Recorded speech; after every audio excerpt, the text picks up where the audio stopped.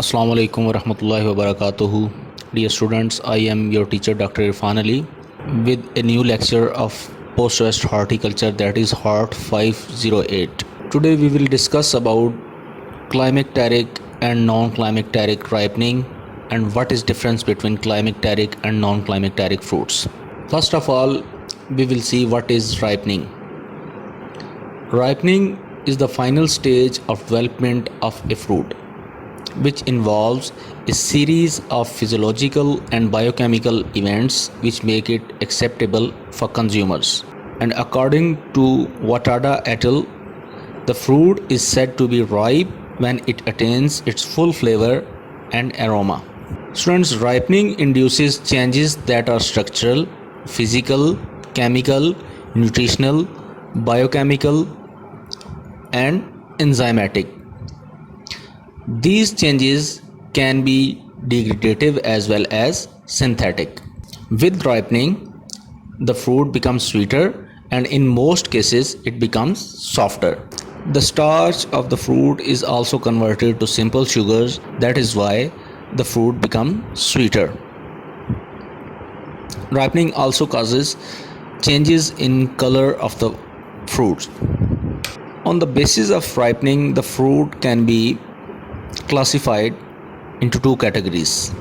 Number one is climacteric fruits and number two is non-climacteric fruit. Now we will discuss what the climacteric fruit is and what is the non-climacteric fruit. First of all, we will discuss about the climacteric fruits. The fruits that enter climacteric phase after harvest, that is, they continue to ripen, are called as climacteric fruits. During the process of ripening, these fruits emit ethylene along with increased rate of respiration. This is the characteristic of climacteric fruit. These fruits are harvested hard and green but are fully mature and ripened near consumption areas, as fully ripe fruit are too delicate to withstand transportation over long distances. Small dose of ethylene is used to induce ripening process under controlled condition of temperature and humidity in such fruits. The example of climacteric fruits are apple, banana, mango, and tomatoes. There are many more examples, but we will discuss with very few. What happens in climacteric fruits when we provide ethylene either artificially or naturally to these fruits when these are physiologically mature? This ethylene turns on the ripening genes, which result in the production of enzymes, and these enzymes result in the ripening of fruit, and the ripened fruit is also a good source of ethylene. Talking about the non-climacteric fruits, these are the fruits harvested, do not ripen further. They produce small amount of ethylene and do not respond to ethylene treatment internally, though some of these fruits respond to ethylene externally. We will discuss it later on, but these fruits do not respond internally to ethylene for their ripening. There is no characteristic increased rate of respiration or carbon dioxide production during ripening of these non-climacteric fruits. Respiration shows no dramatic change while these are going towards maturity. Ethylene production also remains at very low level. Examples of non-climacteric fruit is citrus, grapes, pineapple, and watermelon. Dear student, this was the discussion about the climacteric and non-climacteric fruits. Now we will discuss about the current ripening methods in some climacteric fruits. First, one is the traditional method which is being used in most developing countries including Pakistan is the fruit ripening using calcium carbide. Most climacteric fruits in Pakistan are being ripened with industrial grade calcium carbide. Once dissolved in water, this calcium carbide produces acetylene, which has a similar effect like ethylene and is used as artificial ripening agent. But it has certain disadvantages. Acetylene is believed to affect the nervous system by reducing oxygen supply to brain.